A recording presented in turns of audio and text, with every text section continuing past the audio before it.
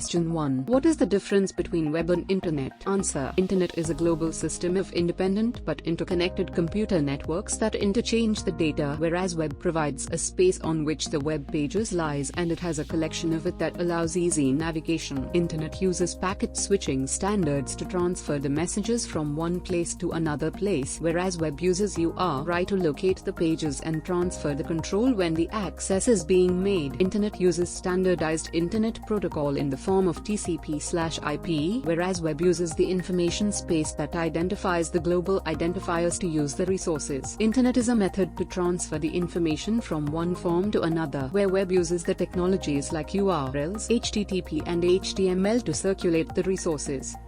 Question 2. What is the difference between open standard and open source software? Answer. Open source refers in terms of the software that is being developed and given to the users for use, whereas open standards deals in terms of documents that is made for the software being developed. W3C has their own standards that it being publicly available or having the policies posted on them, whereas open source provides with some limitations as well. W3C provides the technical comments within the open standard documents, whereas open source softwares provide the complete source code for the public use. W3C Open Standards process is vendor neutral as it provides the technology for everyone, whereas open source is not vendor neutral and different softwares have different use.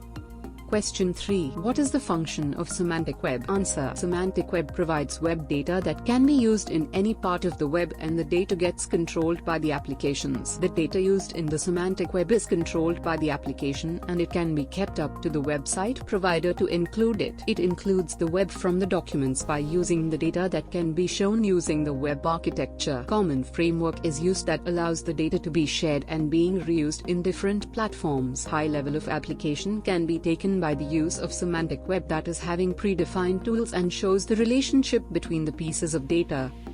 Question 4. What are the applications used in semantic web? Answer. The area that is being defined in the technologies provides the application to be built in a defined area of data integration, etc. Data integration is the field that allows the data to be placed in any location and in many different formats that can be combined into one. Seamless application provides the resources to be available on runtime and the classification is being done according to the domain and search engines. It provides the applications to describe the content with the relationships between them on the particular website or page. It describes the pages and collection of pages that represent the single document with the intellectual property rights.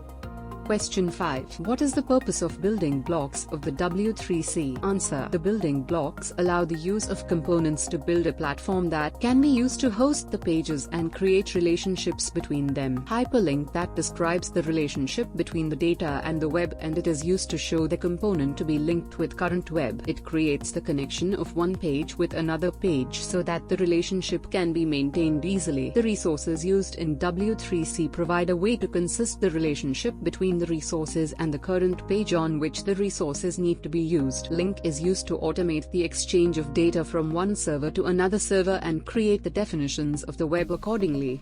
Question 6. What is the purpose of tools used in W3C? Answer. Tools in W3Cs are used to query the information that is described using the relationship like SPARQL. Tools in W3Cs have the detailed classifications or characterization used for the relationships that describes the resources. Tools provide many features related to interoperability that provides the automation of very complex computation. Tools provide a way to solve the complex cases and it defines the logical relationships with the resources being provided. Tools are used to extract the data from one to software and provide a way to interchange the data from one source to another. Tools provide more options to ensure the interoperability and provide inconsistency in the relationships.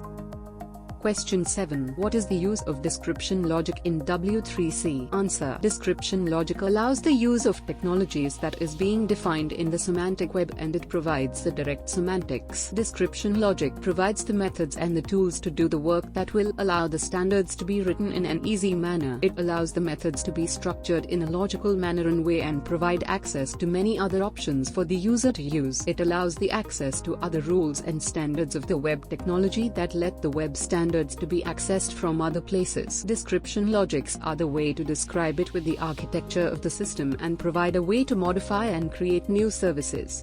Question 8. What is the difference between the RDF and XML? Answer. XML is used to provide the strict hierarchy depending upon the requirement and the usage of the users, whereas RDF provides a way to set the loose relations and it has very flexible hierarchy concept. XML provides an easy control over the content that needs to be used in the XML schemas, whereas RDF uses the seamless technology to integrate the information on the web. XML is not the ideal process to integrate the heterogeneous information on the web, whereas RDF is being recommended for such operations and methods. XML is not based on vocabularies and doesn't consist of the semantics like RDFS or OWL, whereas RDF defines the inference to the data definition and uploading of it. XML provide the vocabularies through which EC applications can be developed, and the use of Gradle is used for this purpose, whereas RDF uses the language as XSLT that merges the pre-existing XML formats.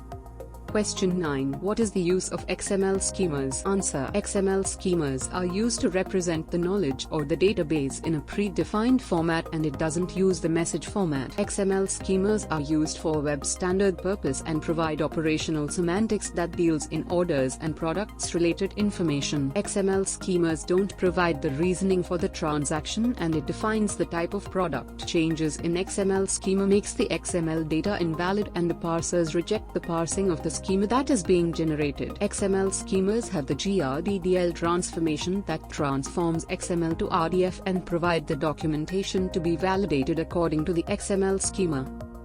Question 10. What is the main purpose of HTML meta-headers? Answer. Meta-headers are used to write the information using the HTML language and the page of it. The HTML consists of the semantic web terms that provide a definition of RDF relationship of the pages and the resources. The elements that are used in HTML provide a relationship and resources on the web and allow different links and metadata to be used. Semantic web allows the use of meta-headers for better searching of the page and publishing of the metadata on other platforms. GRDDL allows the use of meta-headers that provides easy-to-use methods and automatic extraction of the data like RDF.